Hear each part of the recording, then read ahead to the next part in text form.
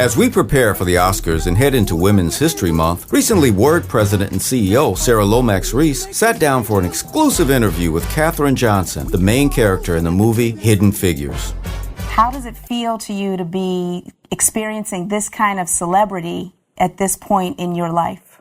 Feels good. Yeah. Is it a surprise? No, I don't have any surprises left. So when I went to see the movie, I was I felt so empowered to find out this story of these brilliant Black women. But I also was kind of angry that I didn't know the story. And so I wonder to you do you feel a sense of vindication that this story is being told now? You think to be told it should be now? It should be now? Should have been now. Yeah. Do you think it should have come out earlier or sooner that this amazing thing was happening at NASA? I'm so accustomed to them that it's not unusual, Did you see yourself, because in reading the book, Hidden Figures, it said that you were at age 14, you graduated from high school. Equilateral, trapezoid, isosceles, tetrahedron. I have never seen a mind like the one your daughter has. You have to see what she becomes. Did you see yourself as a genius? Lord, no. No. I thought everybody knew. I didn't think I knew anything special. Really? At what point, because it seems like just the amazing accomplishments that you've had are really extraordinary when you look at it from a larger framework. So you still don't think that what you did was particularly amazing? When you say what I did, what are you talking about? I'm talking about the work that you did at NASA, working with John Glenn, and, computing, doing all of the mathematical equations that helped to... I was accustomed to that. And anything they asked me to do, I did it. Was it difficult as a Black woman in an environment like that? It wasn't difficult? Because in the movie, it definitely, and in the book, it even talks about kind of the limitations that were placed on Black people and Black women in particular. So you were able to kind of navigate through that. Yeah. Can you explain how you were able to do that? I was just being myself as far as I was concerned. Whatever I was asked, if I had to search for questions, I searched and tried always to give a correct answer. This couldn't be repeated if necessary. Right now, a lot of Black children don't necessarily think of themselves as being able to do math and science, whether it's because of the schools they're in. So what would you say to young Black children right now who don't believe they have the ability to do math and science right now? What do they mean they don't have the ability? They don't have the energy or the intention to find the answers. Not a matter of ability. And it's not a matter of ability, it's a matter of just working hard? Yeah. You saw parts of the movie? Parts. Yeah. Is there any part of it that you particularly liked? No. No.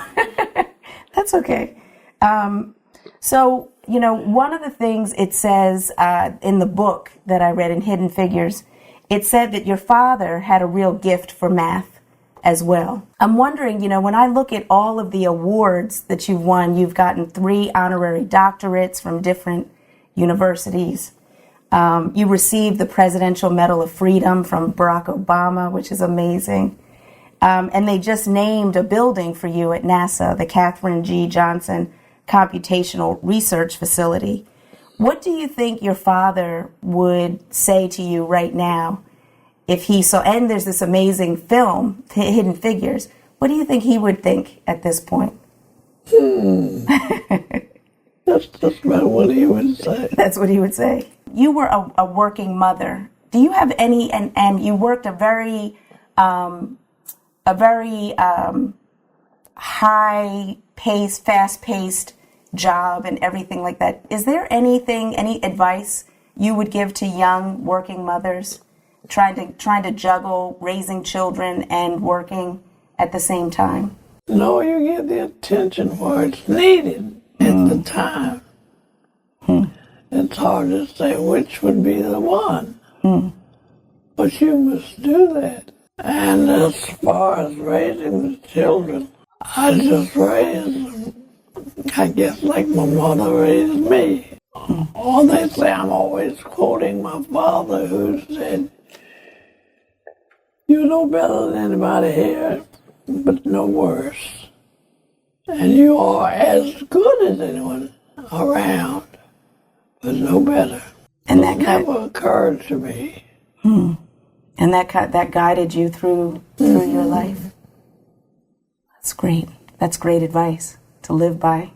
How would you guide young children who are trying to do their best? What would you say to young people, young children who are trying to figure out where to go and how to do their best? I shouldn't have to tell them. Nobody should have to tell you to do your best. You should do it.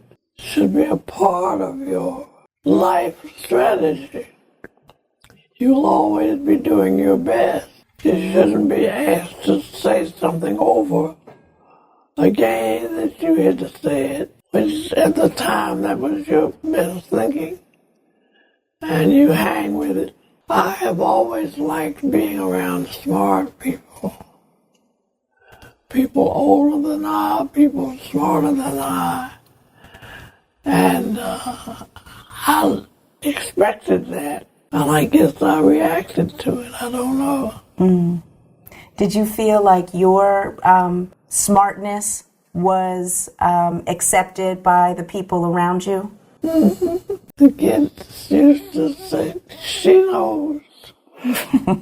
And you didn't feel like being a black woman was an obstacle or a barrier in NASA and these science and mathematical fields? In so many places I had been the only black person. So it was commonplace. No big thing. Was there anyone in your life that you would point to that was like a real mentor to you? Well, I had excellent teachers. All the time. I felt I did. And I respected them and reacted. They say I thought everybody should know the same thing I knew. And I did. I didn't think I knew anything special. Wow. Well, you did. I can tell you that right now. I mean, it is so inspiring to me personally because I struggled with math as a young person. With math, and so I assumed piece of cake. Well, you have a brain. You have a. Yeah. I mean, and you weren't intimidated by math. I think a lot of young girls get intimidated by math. Or intimidated how their parents felt about it. That's possible too. Your mother didn't like math, so you don't like math or something. I know that you were doing your work, and you wanted to be around smart people, and it sounds like it felt very natural to you to be wherever you were doing the work that you were doing. But what the movie and the book clearly show is that you were breaking barriers. You were breaking barriers like for black women, for black people in this science and technology kind of field, and for women, right, for women as well.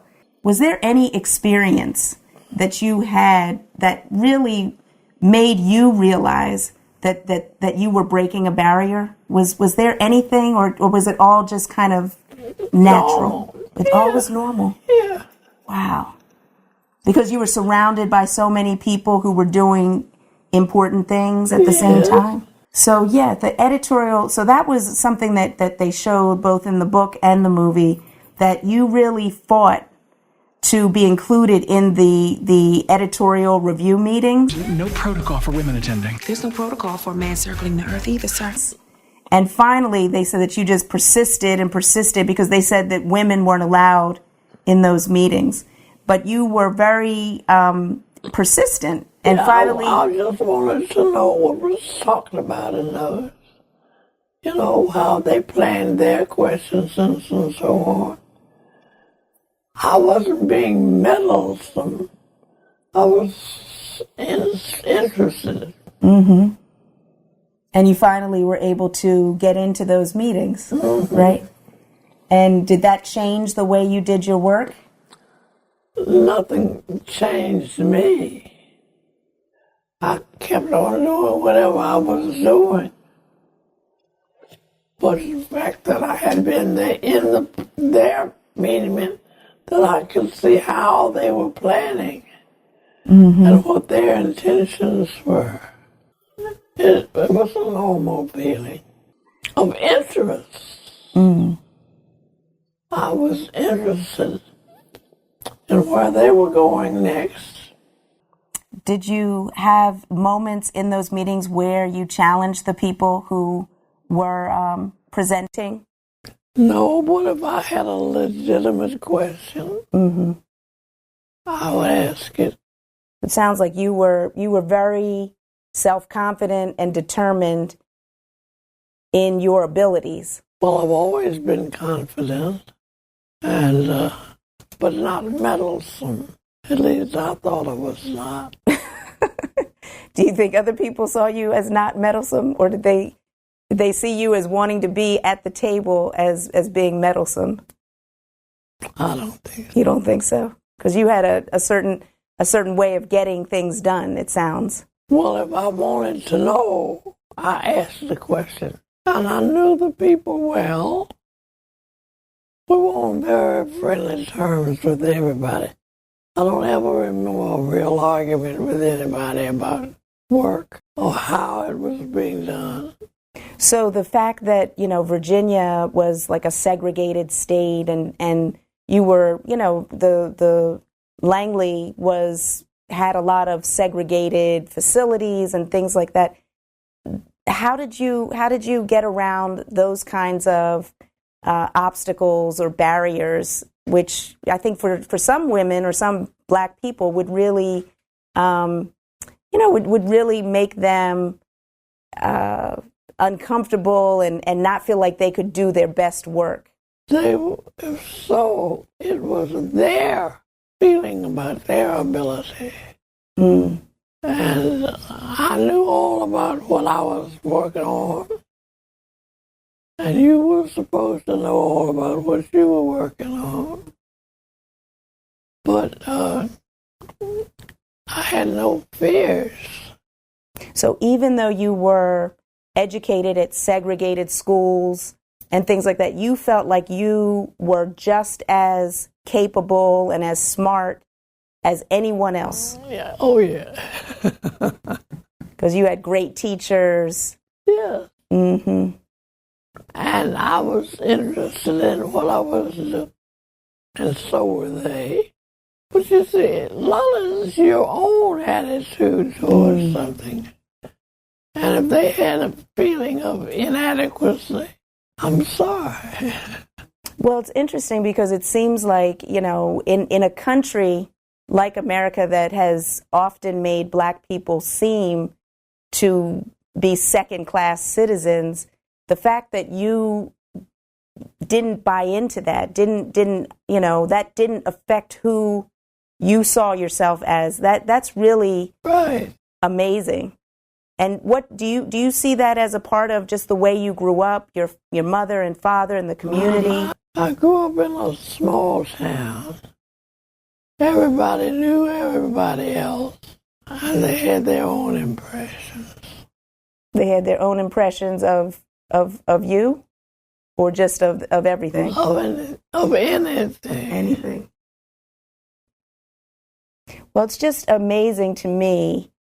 how much you've accomplished in your life and how much you've overcome. I mean, you look at me like that, but it really is. Your story is absolutely amazing in my mind. And what's also amazing is that you don't see it that way.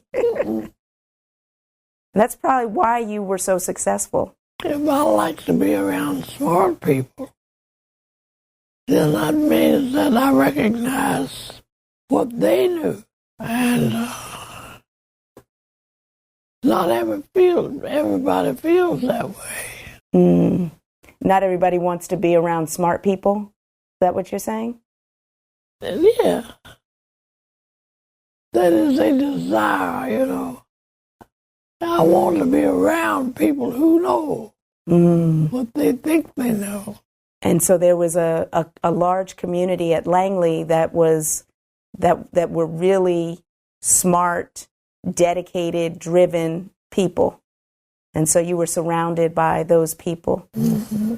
I managed to have good relationships with everybody. I got along with everybody. I never remember just arguments or discussions about it, but I had my own opinions.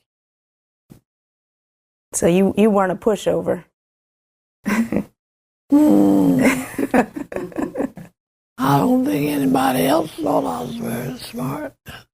You don't think they thought you were very smart? You know, not especially. Really? I think they think you're smart now. Old little girl said that to me. She says, "You're smart." Oh, yeah. Yeah.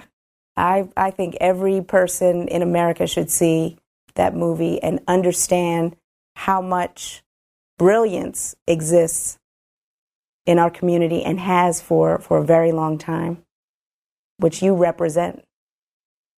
You represent that brilliance. You do.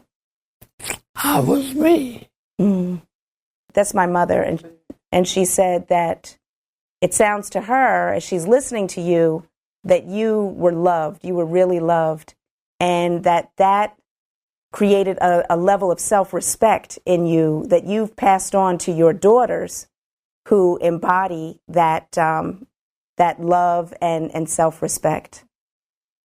If that's the way it looked, that's the way it looked. That's the way it looks to us. Call myself bringing mine up like my mother brought me up.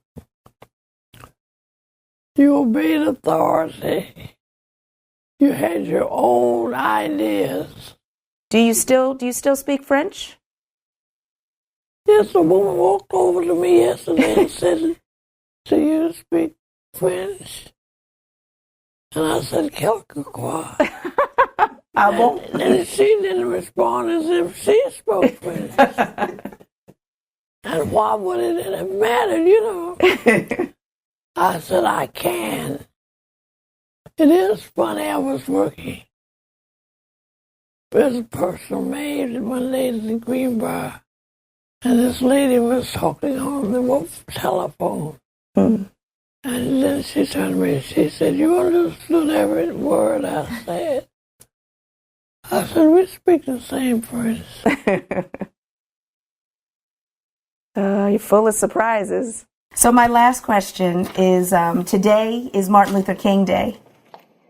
And at the end of this week, on Friday, is the inauguration of the next president, Donald Trump. And I'm just wondering, you've seen so much in your life.